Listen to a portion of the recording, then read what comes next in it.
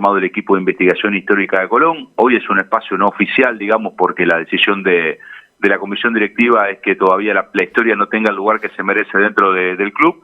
Y bueno, desde ese lugarcito venimos empujando ya desde hace un tiempo la posibilidad de ir instalando cosas que tienen que ver con nuestra historia reciente, pero también con esta historia tan rica que lleva ya 116 años, ¿no? Estaba pensando en esto que vos me decís y también estaba pensando en las dimensiones que hay en desuso, por ejemplo, debajo de las plateas, digo, hay lindos espacios para aprovechar y tener una oficina de historia como se merece el club.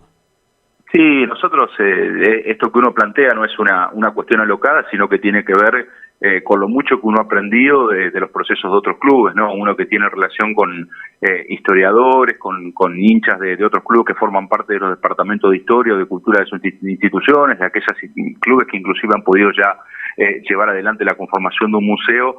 Nosotros, entendiendo la rica historia que tiene Colón, anhelamos, soñamos y trabajaremos en algún momento para que esto pueda ser una realidad y algo efectivo dentro de Colón. Nos parece que si bien algunos piensan que la historia no vende, que no tiene réditos económicos, nosotros nos parece que va mucho más allá, que tiene que ver con un contexto de ser una de las instituciones más antiguas del fútbol de Santa Fe, con todo el desarrollo y con todo lo que ha implicado este proceso de 116 años de vida. Así que desde ese lugar creo que en algún momento sería justo, y creo que sería un reconocimiento también, no solo a la historia, sino también a la gente de Colón, poder tener un lugar donde nuestra historia esté claramente marcada, contada y sobre todo resguardada, que es lo más importante. Antes de pasar a preguntar, porque en un ratito te voy a preguntar sobre el hecho anecdótico con tanta trayectoria como fue ganarle al Santos de Pelé, que ocurrió hace unos días, déjame preguntarte algo. Yo soy un amante de la historia, en algún momento incursioné por la licenciatura en historia. Contanos un poquito cómo es esto de sentarse a investigar, a recaudar anécdotas, a recaudar información. ¿Qué es lo que te llevó en un primer momento para poder hacer el trabajo que estás haciendo con la historia de Colón de Santa Fe? Y yo creo que siempre uno arranca desde la curiosidad, ¿no? Me parece que hacerse preguntas, o por lo menos buscarle el porqué a algunas cuestiones, empieza a abrir una serie de puertas importantes. Y cuando uno empieza en esa apertura de puertas, ¿no? Que son interrogantes que van surgiendo, me parece que se van entrelazando un montón de cuestiones. Y te voy a poner un ejemplo muy gráfico de algo que pasó esta semana y que para nosotros es un motivo de orgullo. Durante muchos años en la ciudad de Santa Fe, inclusive algunos medios ya menos, por suerte, lo están haciendo. Hemos hablado la semana pasada muchos de que en Santa Fe se disputaba el clásico número 93 de la historia, lo cual es algo absolutamente falaz y es algo absolutamente contado a medias, porque es cierto que se disputó el clásico 93, pero del historial de AFA, es decir, desde 1948 en adelante, algo que a nosotros nos ha llevado siempre a caer en la trampa de los medios porteños y sobre todo de esa cuestión centroportenista que ha tenido la historia del fútbol. Para nosotros, y es algo que en los últimos días podemos contar con mucho orgullo, fuimos testigos del clásico número 142 de partidos oficiales, contando desde 1913 en adelante, porque les cuento que hace un tiempo no muy lejano, después de muchos años de investigación, con un historiador que es amigo personal mío, pero es historiador del otro club de la ciudad, de Unión, pudimos reconstruir el historial del clásico entre Colón y Unión de 1913 a 1931, que era una etapa muy rica del fútbol santafesino que no estaba contado. De 32 clásicos encontramos 27, hay 5 que lamentablemente no hay resultados o desconocemos si los partidos se jugaron, y eso nos ha permitido, más allá de las cuestiones del color de camiseta, más allá de las cuestiones de salirse un poco del eje de la pasión, en esto de mirar las cosas de un lugar mucho más liviano y generar cuestiones que van siendo ya podríamos decir, un patrimonio de la ciudad de Santa Fe. Para nosotros lograr esas cosas nos ha llevado a ir abriendo otras puertas, porque a partir de ahí seguramente van a arrancar un montón de cuestiones que nosotros iremos resolviendo con el tiempo y que tienen que ver con la historia, porque vos me dirás, bueno, pero ¿a quién le puede importar desde cuándo contamos un clásico? No, y tiene que ver, porque si vos contás desde 1948 para adelante, estás borrando casi 43 años de historia para atrás de Colón. Entonces, vos fíjate, vos decís, bueno, del 48 para atrás no importa lo que pasó, y fíjate, estaríamos borrando, por ejemplo, que en 1925 Martín Sánchez fue campeón sudamericano con la selección argentina siendo jugador de Colón, que en 1929 Antonio Rivarola fue campeón sudamericano y llegó ese año a ser tapa por primera vez de la revista El Gráfico de un futbolista de Santa Fe, porque no podríamos hablar del primer gran triunfo histórico de Colón en su historia, como fue en 1922 con Peñarol de Montevideo, y mucho más en el tiempo no podríamos decir que en 1934 en el Mundial de Italia, Colón y Unión mandaron jugadores a disputar ese Mundial. Digo, por ponerte 3 o 4 ejemplos gráficos de muchas veces por qué es importante hacer una revisión completa, o que el revisionismo histórico nos lleve siempre a una punta inicial que tiene que ver desde el momento cero en el cual el club tuvo su fundación y su momento de vida, ¿no? Sí, sí, bien vos lo decías, ¿no? Por ahí los medios porteños te venden la información que ellos piensan que es la que les interesa a la gente, porque trabajan para los equipos que tienen ellos ahí cerca y el resto casi que ni les interesa, digamos. Pero nosotros, que tenemos una ciudad cultural que está rodeada por el fútbol, son datos no menores, sobre todo a la hora de pensar, digamos, en cosas tan importantes como decís vos, de surtir jugadores a la selección argentina para que estén en un mundial, para bueno, todo este tipo de cosas que enriquecen y engrandecen a los clubes. Totalmente, y que a nosotros nos está llevando a resolver un montón de cuestiones que todavía no están claras. Por ejemplo, vos fíjate, si vos agarrás hoy 2 cuestiones, la tabla de jugadores que más partidos jugaron y la tabla de goleadores históricos de Colón, eso tiene un corte, que es AFA. Sí. Y nosotros tenemos que ir mucho más atrás, como hicieron algo que ya resolvieron inclusive el resto de los clubes de la Argentina, por nombrarte los de la provincia de Córdoba, por nombrarte, sin ir más lejos, los clubes de Rosario. Entonces, nosotros, será un tema de discusión en el momento, pero claramente, cuando uno termine de hacer ese trabajo, habrá jugadores de otras épocas que van a ocupar esos lugares preponderantes. Es decir, es imposible no pensar, por ejemplo, que el negro Albino Martínez, que jugó casi 20 años en Colón, no sea uno de los jugadores con mayor cantidad de partidos jugados o uno de los máximos goleadores. Y así como esos, muchos tantos otros más. Hay jugadores que jugaron más de 20, casi 25 años en el club ininterrumpidamente, y vos decís, pero ¿cómo puede ser que no figuren? Bueno, porque hubo un intento de contarnos la mitad de la historia. Bueno, para eso nosotros, con esta curiosidad que yo te digo, con esta idea de meternos un poco a indagar, a bucear sobre cuestiones que tienen que ver con estos pequeños detalles, estas pequeñas historias, intentamos reconstruir. No digo que seamos los mejores, ni que lo que nosotros hagamos es perfecto, porque siempre digo que la historia puede ser siempre rebatida, profundizada, y seguramente se pueden incorporar nuevos elementos, pero sí intentamos dejar el patrimonio de la mejor manera posible para el futuro de nuestro club, porque me parece que es lo trascendental en los tiempos. Vos imaginate que desde el año 94 no se escribe un libro de la historia de Colón, para que tengas una idea.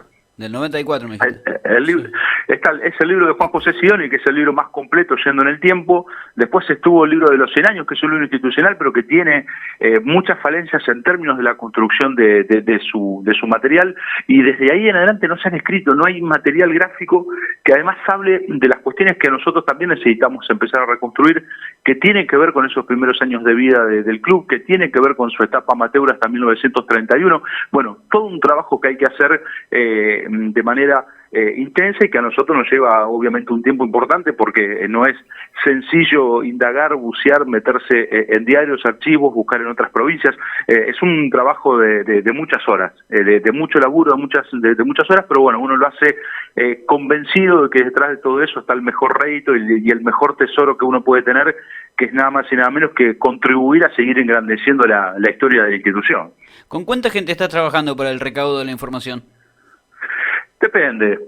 A veces trabajamos 2, a veces trabajamos 3. Yo, por ejemplo, con un amigo estoy escribiendo un libro sobre los orígenes del fútbol en Santa Fe y la etapa fundacional de Colón. Con los otros chicos trabajamos por otro lado. Depende del momento. Obviamente tengo una excelente relación con muchos historiadores de otros lugares del país y de Latinoamérica, porque Colón durante muchísimos años ha viajado sobre todo por el continente desde la década del 20. Es decir, hay un trabajo que hay que hacerlo no solo en lo que es el interior de Santa Fe, sino que se empiezan a abrir caminos hacia otras provincias de nuestro país y también a países vecinos. Así que todo eso es un trabajo de hormiga permanente, de relaciones y de contactos permanentes con un montón de gente.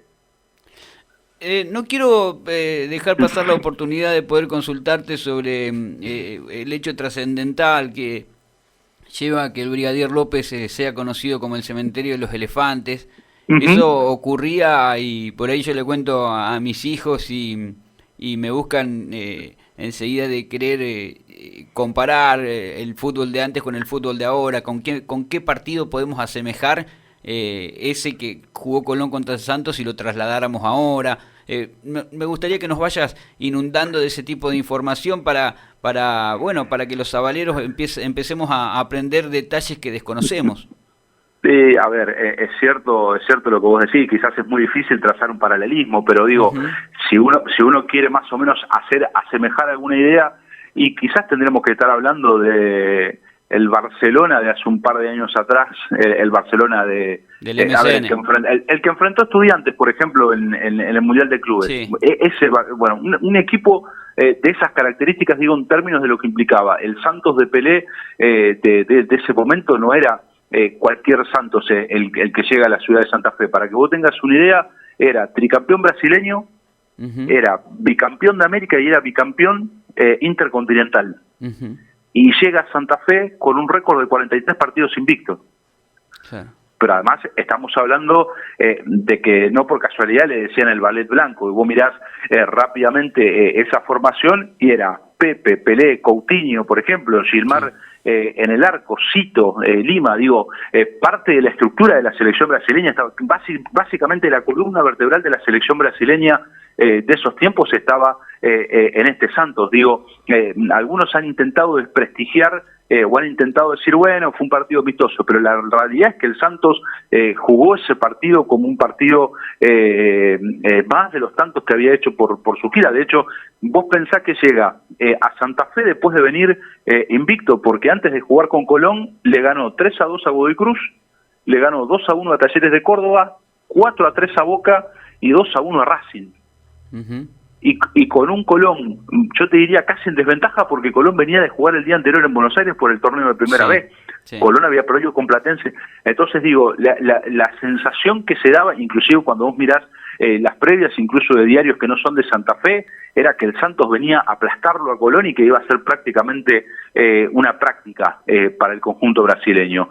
Y bueno, esas cosas del destino, esa mística que ha tenido Colón, quizás como pasó en 1922 también contra el Peñarol de Montevideo, que era multicampeón del Río de la Plata y que se llevó una verdadera sorpresa. Bueno, me parece que con el Santos pasa exactamente lo mismo. Se encontró con un equipo totalmente aguerrido, que marcó en sus líneas, que supo encontrar el equilibrio para poder contener a las principales figuras del Santos, y que en el marco de un juego realmente asociado, bien planificado por el Chengo Cantelli, que era el técnico, hace que hoy estemos casi 60 años después hablando de algo que es absolutamente memorable, que está considerado dentro de los mejores 100 partidos de la historia del fútbol mundial, y que dichosos los ojos de aquellos que pudieron estar ahí para disfrutar de un momento único que abre un marco de la historia no solo futbolística de Colón, sino de la ciudad y la República Argentina, porque estamos hablando de un club que hizo historia también representando a nuestro país, y además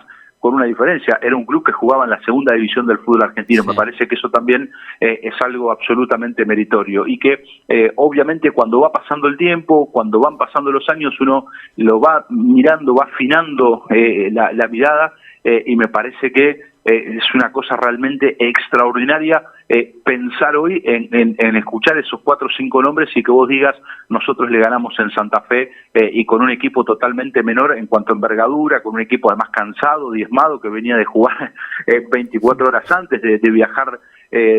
Digo que no es como ahora que uno se sube un avión y en 2 horas está en Capital Federal y viceversa.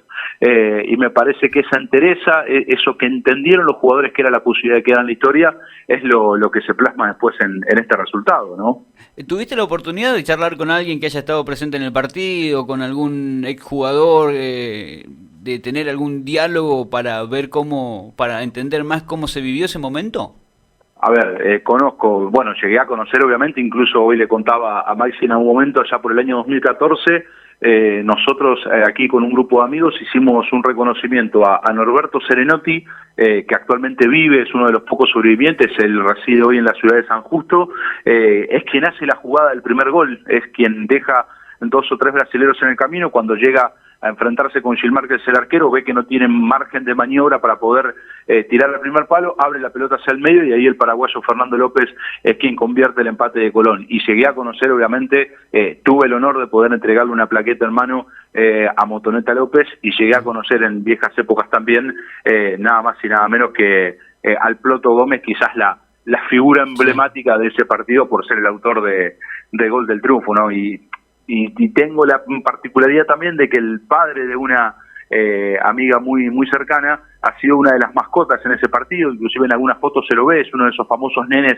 que están chiquititos ahí de 10 años acompañando la entrada de los equipos, y conozco gente obviamente que pudo presenciar el partido también como hinchas, y la verdad que lo que se cuenta tanto del partido con el Santos como ha sido después el ascenso de 1965 habla de una verdadera fiesta, y además creo que abre y cambia paradójicamente la historia del fútbol también en la ciudad de Santa Fe. Yo creo que hay un antes y un después de 1964, 1965, incluso si ustedes quieren 1966, cuando el otro club de la ciudad también asciende a primera. Me parece que hay un quiebre absoluto, y este marco que además Colón abre con el Santos de Pelé, pero que se va a extender después con el tiempo, porque vos recordás que nosotros le ganamos al Santos en mayo, en septiembre Colón vence a la selección argentina, que venía de ser campeona de las Naciones en Brasil. En el medio después vence a Cerro de Montevideo con una particularidad. Ese partido que Colón vence a Cerro de Montevideo el 30 de septiembre del 64 es donde Ítalo Jiménez posa su mirada sobre Gisleno Medina. Sí. Y automáticamente va a Uruguay unos meses después a buscarlo a Gisleno Medina con el hermano, con Orlando Medina. Y de hecho, antes de finales de 1964, ya Gisleno y Orlando juegan un partido amistoso con Colón de Uruguay, ya vistiendo la camiseta de Colón. Digo, para entender también, que toda esa lógica que tuvo que ver en lo deportivo también tuvo que ver en lo dirigencial. Maxi ayer lo charlábamos por aire, y algunos de los protagonistas me lo han logrado contar en algún momento, que siempre quedó esa sensación de un mito de que el Santos pidió la revancha y que Colón no se la quiso dar. Bueno, hay jugadores que certifican y testifican haber estado presentes en el club cuando los dirigentes del Santos llamaron varias veces a Santa Fe para jugar el partido de revancha, y Colón rotundamente siempre se negó, y creo que en eso Tonita Los Jiménez ha sido un adelantado de entender que darle la revancha, jugar en Brasil, que nos ofrezcan todo lo que nos ofrecían, era llevar a Colón quizás una humillación futbolística, y que el hecho de quedarnos con el triunfo iba a ser algo que quedara marcado para la historia. Bueno, que hoy estemos hablando de esto, que los estemos recordando, que hoy, como pasó hace 15 días, este partido haya estado en la televisión pública con un especial en el programa de Sergio Goycochea, que sigamos rememorando, que el propio Pelé haya hablado hace un par de años de ese partido, me parece que ahí sí nos da para terminar de entender la importancia y lo que significó para la época, y vos imaginate si en el 1964 y demás hubiésemos tenido el furor, el boom de lo que son hoy los medios de comunicación, las redes sociales y demás, ¿no? Sí, no, sin duda. Yo te digo que mi padre me ha hablado de ese momento, que él obviamente lo vivía a la distancia, por lo que seguramente por radio, y decía de lo sorprendido que se encontraba él y todos los futboleros, que no eran hinchas de Colón, de hecho, por el resultado que había obtenido Colón de Santa Fe ante un Santos que, como bien vos decís, desconozco cómo habrá sido la realidad de Talleres en ese entonces, pero Godoy Cruz era un equipo fuerte, el Racing de los 60 era, válgame Dios, también un equipo fuerte, Boca tenía otro equipo que de mucha trascendencia para los años 60 también, y venir un humilde equipo a plantarse frente a un gigante como estos seguramente sorprendió a todo el mundo, y todavía nos dura esta sorpresa. Claramente, pero que después se fue ratificando con el tiempo. Entonces a uno le da la sensación de que Colón había entendido claramente cómo era esto de disputar ese tipo de partidos, porque es cierto, vos me vas a decir, pasaron muchos años, pero vos fijate que 3 años después Colón vence a Peñarol de Montevideo. Sí. Peñarol de Montevideo, que venía a ser campeón de América, el famoso equipo de Peñarol que le gana la final a River de la Copa Libertadores en Chile, el partido que después termina generando el mote de gallinas a River. Bueno, ese Peñarol campeón de América, ese Peñarol campeón del mundo llega y Colón lo vence 3-2, es decir, hubo todo un proceso en esos 3 años que es lo que termina de hibanar esto y que claramente ratifica con el tiempo lo que ha sido y lo que hoy nosotros conocemos como el cementerio de los elefantes, ¿no? Hay todo un hilo conductor en ese proceso, en ese tiempo, en el medio del ascenso a primera, en una excelente campaña en la primera división del 66 que nos permite quedarnos en primera, y después todo el auge que se viene de finales de los 60 y lo que ha sido después la explosión futbolística de Colón durante la década del 70, ¿no? Sí, una duda que me asalta, ¿hay registro de la cantidad de participantes como hinchada que hubo en el partido contra Santos de Pelé? Mira, no hay un registro exacto, pero por las características del estadio y más o menos por la recaudación que uno ha podido ver en el tiempo, se habla aproximadamente de unas 20.000 a 25.000 personas que estuvieron en el estadio ese día. Con un Colón con tribunas de madera, que prácticamente estamos hablando de casi una capacidad completa. Desconozco la capacidad total de ese entonces, pero y sobre todo teniendo en cuenta la importancia del partido. Sí, el estadio estaba repleto. Obviamente la sola cuestión de verlo a Pelé fue lo que originó que esto sea una revolución. Y cuando uno ve las imágenes y las postales, las pocas imágenes que hay hoy en algunas revistas partidarias, en algunos medios gráficos de la época, se da cuenta de que el estadio estaba repleto, que no cabía un alfiler como se dice habitualmente hoy, ¿no? Diego, Maxi, hay un dato sí, que da vueltas que es el que, por ejemplo, Pelé, Maradona y Messi pisaron el mismo césped del cementerio de los elefantes. ¿Hay otro estadio en el mundo que los haya tenido? ¿Tenés ese dato? Y habría que buscarlo. Es algo único. Sí, por la trascendencia de cada uno, ¿no? Sí, los tres habría que buscar.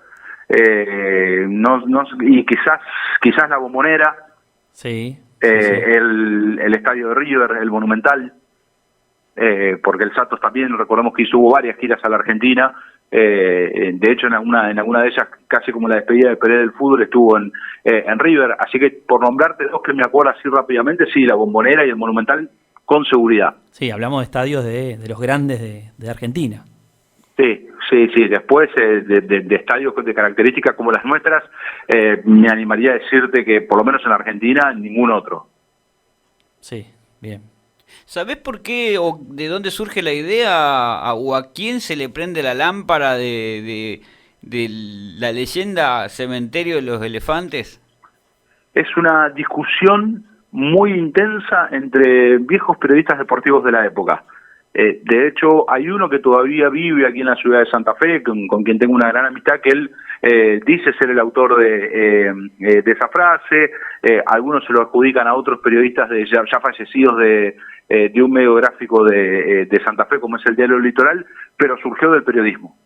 Ajá. Claramente surgió de los medios de comunicación. En esa época el periodismo gráfico, el periodismo deportivo era absolutamente respetado en Santa Fe, había grandes plumas en los diarios de época. De hecho, casi, digamos, por ejemplo, en el Diario Litoral de esa época, el jefe de deportes era Pablo Daneri, que había sido presidente de Colón en la década del 20, campeón con Colón en 1918, y que además es quien, por ejemplo, en 1920, ya siendo vocal de Colón, propone llevar el nombre al castellano. Ustedes recuerden que hasta 1920 sí. Colón se llamaba Colón Fútbol Club. Exacto. Y en esa asamblea de 1920, no solo que Colón pasa a llamarse Club Atlético Colón, sino que además de incorporación del Atlético, es lo que abre la posibilidad de que Colón empiece a incorporar otras disciplinas que no estaban vigentes en ese tiempo, porque hasta 1920 Colón jugaba únicamente al fútbol. Bueno, Pablo Emilio Daneri además fue un excelente periodista, de hecho, parte de la estructura de las cabinas hoy debería llevar su nombre todavía porque había una placa allí en ese lugar. Bueno, digo, ese tipo de periodistas de ese nivel y de ese prestigio tenían los medios de Santa Fe,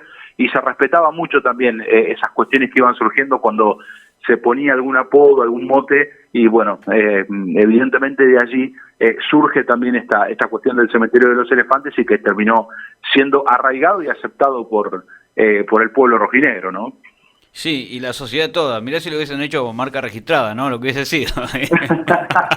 Bueno, son cosas que uno no sabía que iban a perdurar en el tiempo, y que uno no sabe cómo van a surgir. Yo me acuerdo cuando a nosotros nos tocó jugar con el Atlético Mineiro, un par de periodistas de Belo Horizonte nos llamaron para hacer un par de notas, y nos llamó mucho la atención que ellos estaban muy interesados en el tema de los apodos, de nuestros apodos, ¿no? Digo, Negro, Raza, Zabalero, y les costaba entender cómo algo que surgieron como apodos de desprestigio, porque tenían que ver con eso de ofender nuestra identidad social y cultural, porque nosotros lo habíamos adoptado como no digo como un símbolo de guerra, pero sí como algo que nos enorgullecía, como que vos le digas negro a alguien cada vez que te encontrás con un hincha de Colón, y que no sea una cuestión de desprestigio, una cuestión de racismo, sino que tiene que ver que nosotros nos entendemos así, que vos digas Zabalero y que te llenes de orgullo. Bueno, ni hablar de hoy con el Soy Zabalero dando vuelta por todo el mundo, ¿no? Digo, esas cosas que nosotros hemos logrado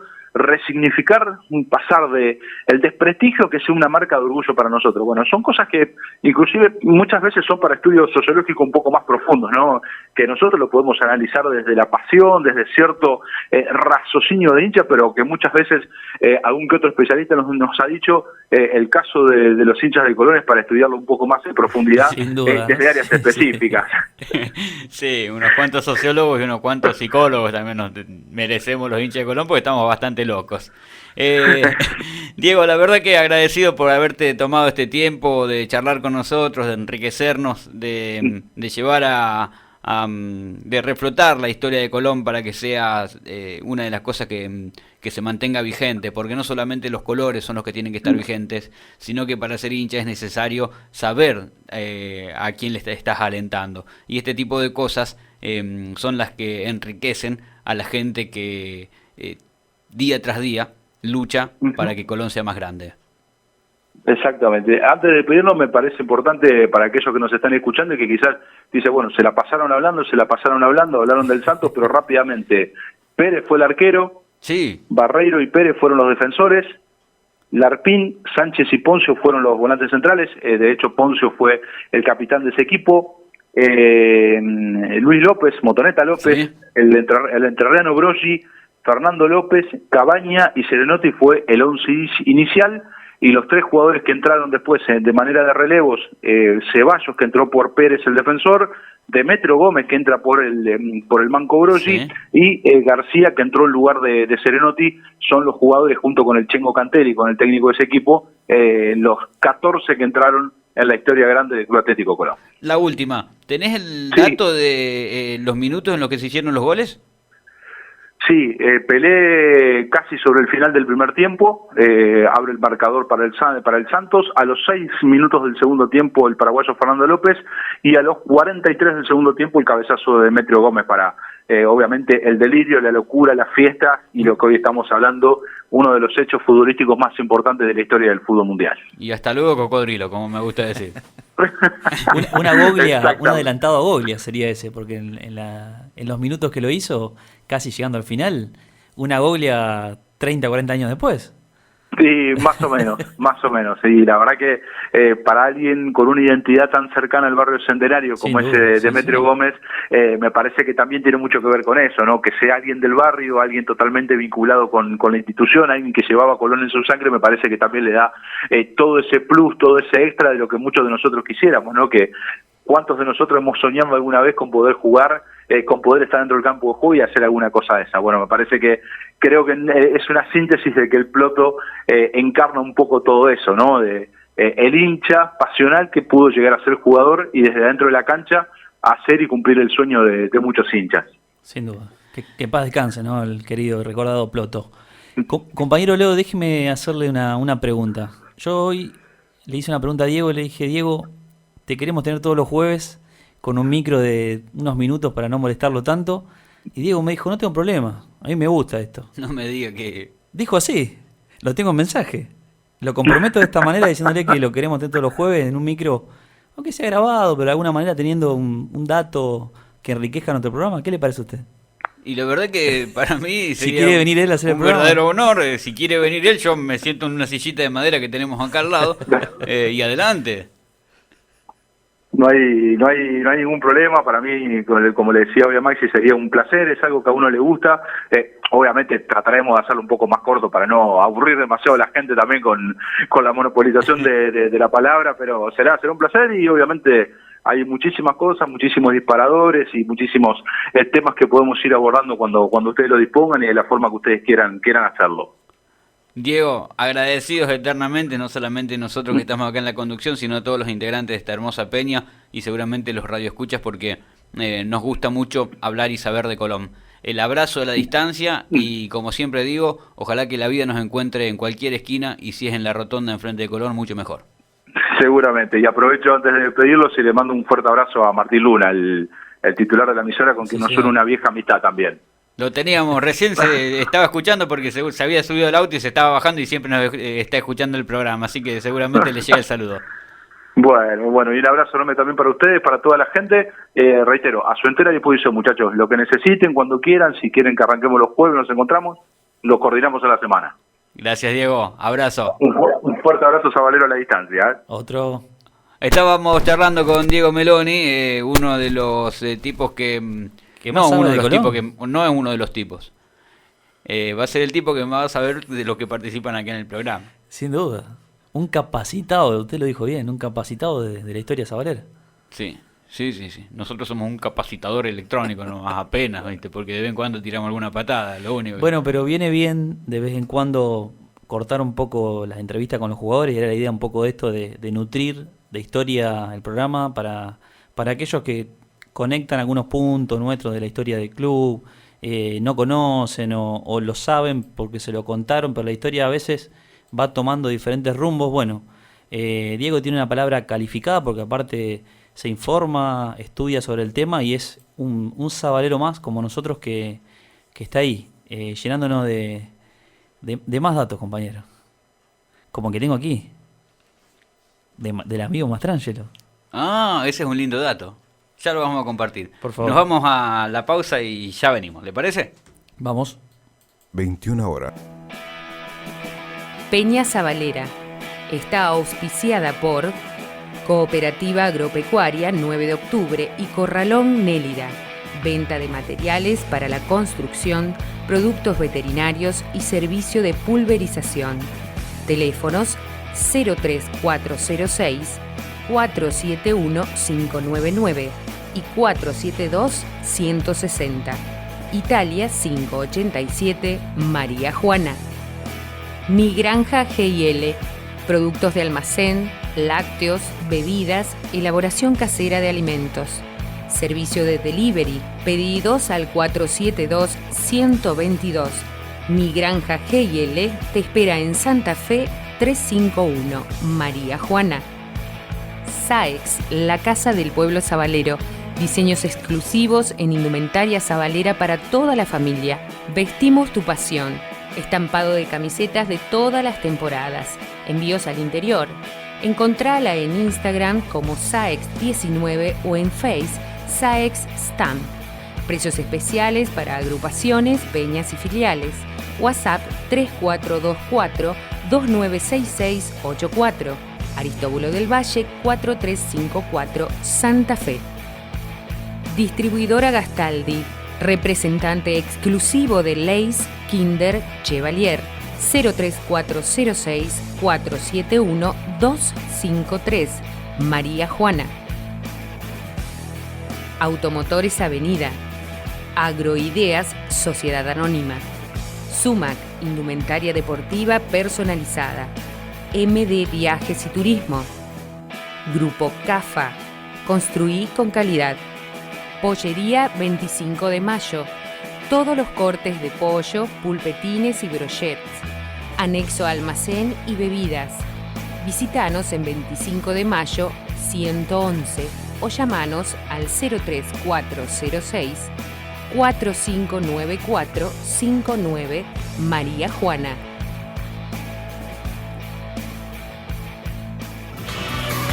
Mi corazón es de Colón, lo llevo al negro en el corazón. El sabalero tiene sangre. Bien, todavía estoy sorprendido con lo que sabe este muchacho. ¿Yo? No, ¿qué? Ah, Diego. Sí. Qué impresionante. No, muy bien. ¿Le gustó? ¿Le gustó Sí, la intervención? No, la verdad que sí. Hasta acá se me hace llorar. Por momentos a mí también. Pero y eso que no vivimos en esa época. No, Una especie de pero que viste hubiéramos cuando vivido. se te ensancha más todavía el pecho de lo que ya lo tenemos por ser hincha de Colón. Sí. Y le decís a la gente que no te entiende por ahí, ves que hay, y hay más todavía, y lo vamos a ir descubriendo con la ayuda de Diego. Exactamente. Hablando de ensanchar el pecho, Sí. nuestro amigo, desde hace varios juegos atrás, Sergio Gómez, Sí, un santafesino perdido en la Patagonia, digamos. de Patagonia Zabalera, qué grande Sí, la gente allá la en gente el de sur. Neuquén, ahí Sergio Gómez, un gran abrazo, que nos dice que está fresquito el sur. Le preguntamos si estaba para tomarse una fría. Y seguro Siempre que sí, puso, siempre. Sí, que no. ¿Llegará a Santa Fe allá? ¿O toma Patagonia? No sé qué tomarán. ¿Qué cerveza toman por allá que...? No, sí, a lo mejor es una No, para mí no línea llega. artesanal. No debe llegar. Pero está la Andes seguramente, Exactamente. que es... Hace 10 días atrás me mandó un video Cristian Castillo desde Miami y le digo, Cristian, qué lindo sería que haya Santa Fe ahí, ¿no? Sí, dice, pero no hay acá. No, allá toman la otra, la que empieza con B. ¿Budweiser? Esa. O Yo no Brahma. la quería decir. No, Budweiser. Bueno, Toman eso los yankees. sí, toman eso, mire usted. Yo porque soy yanquiólogo. Usted es más del whisky. A mí me gusta más el whisky. Déjeme contarle a nuestros oyentes que hoy el señor Leo Lobos hizo producción, porque, no sé, hoy fue un día de que hizo producción y lo veo bien. Sí, yo con no los lo veo. papeles. Yo no lo veo. Lo veo bien a usted. Está la Lo- información, pero yo no lo veo. Lo que no veo los papeles que trajo acá, pero entiendo que se quiso referir a la estadística entre Talleres y Colón, entre Colón y Talleres, Sí. la cual no nos favorece, compañero. No, estamos para atrás. ¿Qué hacemos con la estadística? Está para romperla. Sí, más, me dan ganas de tirar la hoja, sinceramente. Me dan ganas de tirarla primero porque no alcanzo a ver lo que dice. No, tiene el dato de Mastrangelo que es muy bueno. Pero tenemos el dato, exactamente, ese nos juega a favor. Tenemos, entre tantas malas, tenemos una buena también. Que Colón nunca ha perdido en Santa Fe con Mastrangelo. Exactamente. O que perdió 4 de los últimos 5 partidos que lo dirigió. No. Que Colón en Santa Fe nunca perdió con Mastrangelo. Exactamente. Esa es una noticia buena que tenemos a nuestro favor, más allá del historial adverso que tenemos con Talleres de Córdoba, que data desde el año 99, según lo que pudimos recaudar, Exactamente. con resultados bastante desfavorables. ¿no? Recaudar, no sé, pero recaudar sería otra cosa. Sí. Usted me entendió. Estoy Sí, mirando Sí.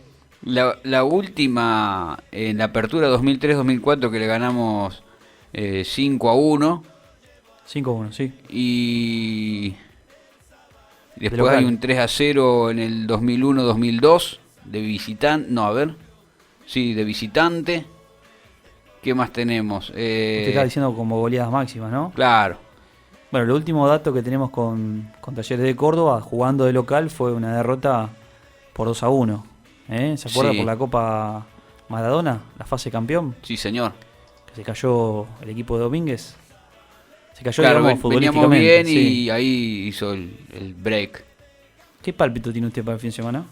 Me parece que va a ser un partido de los que va a ir a penales. ¿Así? ¿Como con las pulsaciones así? Sí, a lo Colón. Me siento con las mismas sensaciones que cuando jugábamos Sudamericana. Sí. Así me siento. Por la instancia. Porque Sí, un solo sí, partido. porque un solo partido, por esas cosas, ¿viste? No, Sudamericana había partido de ida y vuelta. Ida y vuelta, pero porque es decisivo así, es ahora, ya. Con Talleres sin una de sus figuras. Exactamente, por una En lesión. realidad, dos de sus figuras. Dos. Hay que ver que si Auski llega, estaba con una carga muscular. Y con el Barba Domínguez haciendo muchos cambios en el equipo. Me parece bien que cambie un poco. Hubo algunos cambios en la defensa, está igual. Sí. Eh, ¿Cuáles fueron los cambios, compañero? Piovi Sí. por Escobar.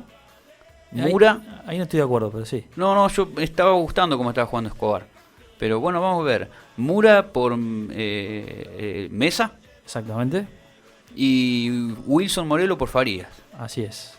O sea, Eh, manteniendo a Castro en el equipo. Manteniendo a Castro en el equipo, que estos últimos dos partidos estaba para castrarlo prácticamente. Pero no, Bueno, es como un dato- dijo Nico el otro día, dice, No, Gómez está en un cumpleaños, ¿viste? Está en el cumpleaños del hijo de Marcelo. Estaba, Sí, para mí que sí. Le faltaba el bonete nomás. en el segundo tiempo. No, tengo trascendido de que la dirigencia está muy enemistada con Castro. Por la trascendencia que tuvo en los partidos importantes allá con River, Sí. al haberse hecho expulsar. Sí. Y el partido donde hace este penal casi infantil versus Claro. Unión, donde Penel compró una torta de cumpleaños. Pero se la dejó servida. No era para tanto, me parece. Me parece que no era para tanto. Lo que pasa es que viene en velocidad. No. Yo antes de chocármelo, lo salto. Sinceramente.